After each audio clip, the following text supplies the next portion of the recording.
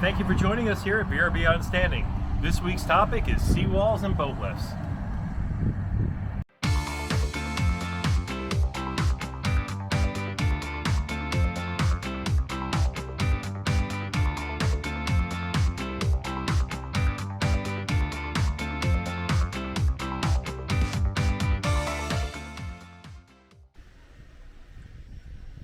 Behind me, you'll see a boat lift. Now, this boat lift came with the house. I never would have put it in for my guests. Not saying you shouldn't, because if you're a boater and you want to keep your boat here on a regular basis and you're going to utilize it, that's one of the great benefits of a short-term rental. The tax benefits of a boat lift that you'll be able to enjoy just as much as your guests. So say a boat lift costs $15,000, technically your taxes are going to figure out that it's really going to cost you about $10,000. So if you're here at your short-term rental a lot and you think it's worth $10,000 even though it's going to cost you $15,000, go ahead and put a boat lift in, but there is an ongoing cost. You'll see that the motors will often need to be realigned and have work done to them. Other thing is, during king tides, when there's a hurricane, water levels will come up from the dock. The dock was floating up real high. Took out the electrical. We replaced all new electrical over here, and as well as the box itself. Again, these things are ongoing maintenance. If you're a boat owner, you know about these things. But it's great to offer the gas that came with the house, and it helps make it VRB outstanding. So the other thing about this boat lift, it's a wooden bunk system. So this can accommodate pontoon boats, a V-style hull, etc. And also accommodate the more flat-bottom bay-type boats. I think it's about a 10,000 pound lift. But with this channel, and something you need to tell your guests about, is the width of the channel to make sure that the size of the boat will work. I wouldn't put my old 30-foot boat through here. I'm not going to have room to spin around when I have to. It's going to be really, really tight. And during the tides, it has to come up. I need about a 2-3 foot draft with my boat. So I definitely have to make sure it's at least midway, if not full tide, to navigate a boat through here. So you always want to let the guests know about the tide apps, about any kind of other things with the area, whether it's king tide or if you notice in the ground, right in the background, right by the seawall there, all those oysters. Now, here in Merle's Inlet, we have a lot of oysters. We have a lot of oyster beds. It makes for some good eat, but it also makes for bad props, okay? You'll tear up your propeller if you go through there, so you have to make sure that you're handling the depth properly. And also, when you're out in the inlet, sometimes there'll be a mussel bed that comes up out of nowhere, not necessarily near the low tide of the low side of the shoreline.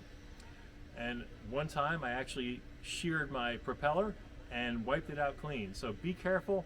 Let's make sure your guests know that there's oysters around here, and also to wear footwear. Another thing to look at, if you follow me around here, in the middle of the channel, it's wide open. But if you look back there against the wall, and back over here, all these are oyster beds. So you always want to make sure you have footwear on at all times. This will shear up your feet. It's like glass. So definitely make sure you tell your guests, always wear footwear. In fact, I always tell my guests to wear it all around the property, because you never know when there's old nails from when you replaced your roof or any glass that dropped and broke. But the oysters here in the water are definitely something that are a concern. In fact, you can see a lot more over here as you follow me around underneath there, all these oysters. And you can eat these. I can go in here, pull them up, shuck them, and have some raw or cooked oysters. For some ongoing maintenance, you have to make sure that the oysters, if you have oysters in your area, that attach to the electric and the conduit are knocked off. Now these things are on here pretty good. You're gonna need a hammer to get these things off, but you need to do it because the conduit may get pulled away from the wood, may cause damage to the electric, causing an unsafe environment. My situation here is not good. That's because I'm due to do it in about 2 weeks. I'm waiting for the weather to warm up just a little bit more. I want to go from 60s to 70s, so when I step in the water and I hammer this out, I won't be so cold. In fact, you'll see more if you follow me over here. Hopefully it won't fall in the water. But right over here, you'll see all the oysters attached over here to the pilings. Also, you don't want them attaching to the pilings because they'll keep growing and growing and expand outward 2, 3, 4 feet. and then it'll get hard not only to bring your boat in, but then this part of your lift may start hitting it as well. So you want to make sure you clean off everything, all the oysters that are attached to your pilings, to your electrical conduit. Provide a safe area here for your boat lift. Now behind me, you're going to see my neighbor has a boat lift. That's an all plastic ride-on one. Now that's a lot flatter than you usually see. That's not for the V-bottom boats you're used to. That's more for the flat bottom bay boats. He's got a bay boat.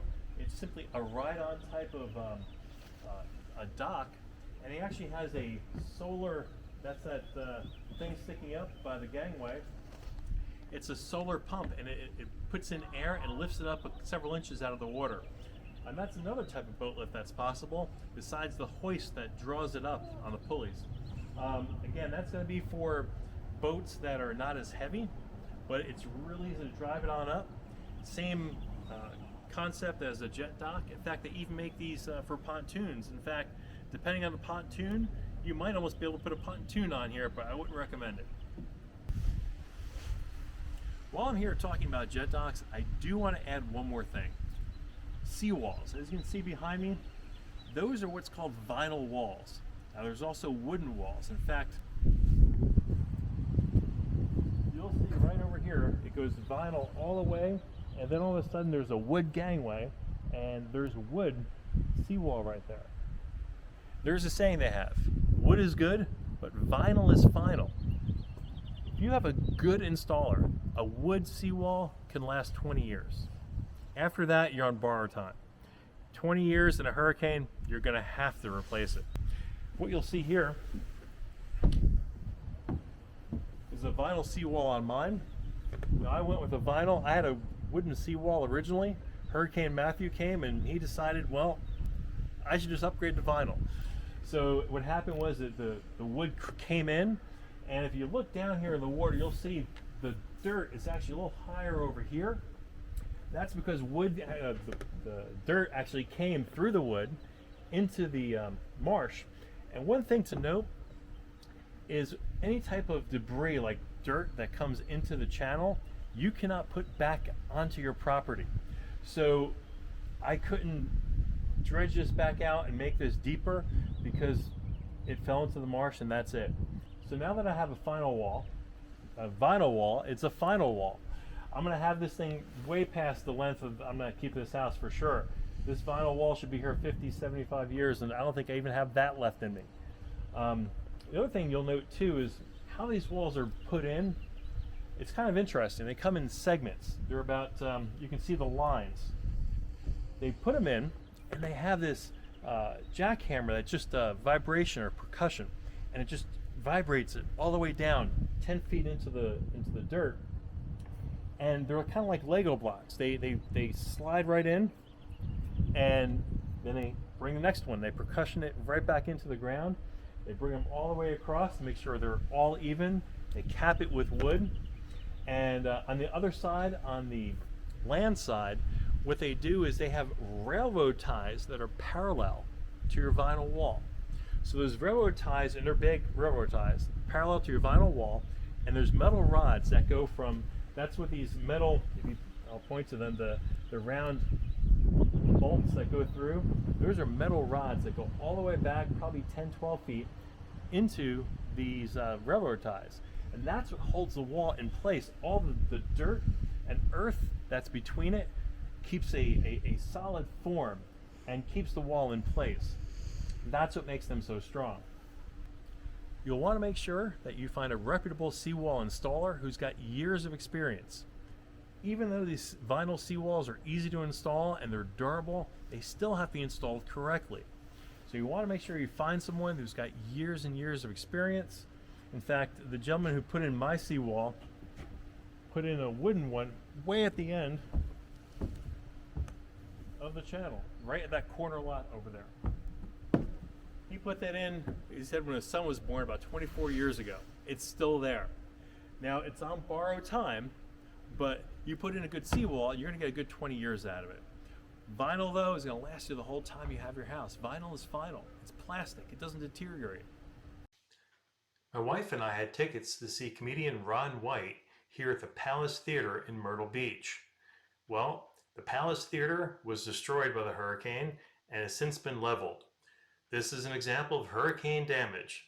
Now, that's my segue to show you the hurricane damage Matthew did to our seawall.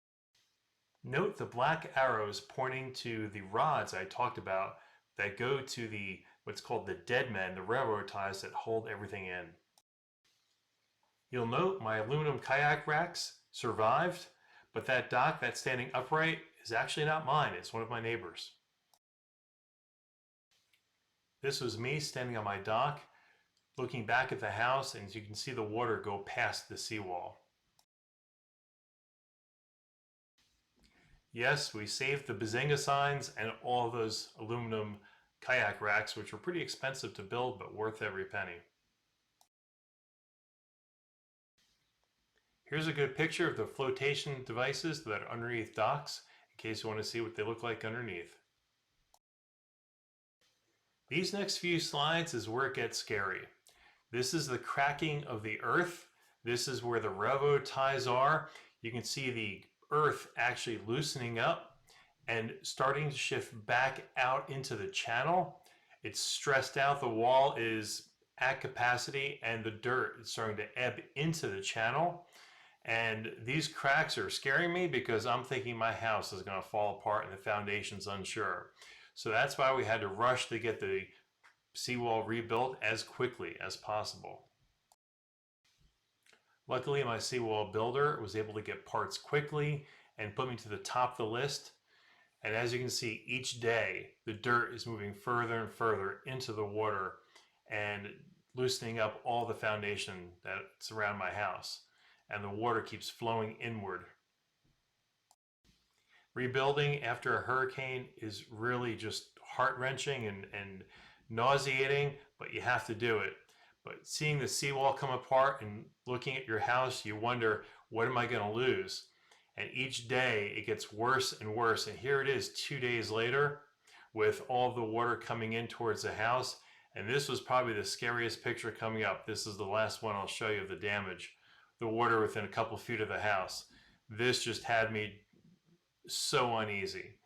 And after we removed everything, I found something underneath the old deck. It was an old 3.5-inch floppy disk. I wonder how long it's been there and what's on it. So let's end this video on a happy note. You'll notice the white arrow pointing to the railroad ties or dead men that hold the wall in place. The black arrow is the opening where all the dirt was going out into the inlet. You can see this wood wall is just at its wits. It's caving in. This gentleman has a high pressure hose who's loosening up the dirt, so it's a lot easier to get those vinyl sheets down into the dirt because it has to go down several feet. I mentioned earlier the flat percussion device that presses these down into the earth. This is it. It's just a flat piece of machinery and it vibrates and oscillates it down into the marsh. As you can see, progress quickly gets made, and once complete, they snap a line and they come across the top and trim so that they're all the same height. And here, as you can see, the wall is complete, but look at all the dirt that fell from my property into the marsh. In fact, it even raised the height of my jet dock, and you'll be pleased to know that a couple years later, Mother Nature took care of it, and a lot of that dirt has now been washed out towards the channel. And here's a close-up of all the accumulated dirt, the final project, and how we're working late into the night every single day. The wall may be done, but we still have safety to contend with. Here's the fence finally being erected. And if you look towards the right, you'll see our barbecue has been put in place. And we wouldn't be complete without our deck work. We would let this deck stay this color for several weeks till it dries out, and then we'd go ahead and paint it our battleship gray color. The whole project lasted about 4 or 5 weeks, recovery from that hurricane. Took care of all the inside, the pool damage, the hot tub damage, etc. We were back seeing that paid guest on Thanksgiving week. We communicated with them each week, the entire process, to ensure that their trip was going to go on without a hitch. Thank you for watching. Please remember to hit the like and subscribe button below, and we'll see you next week with VRB Outstanding.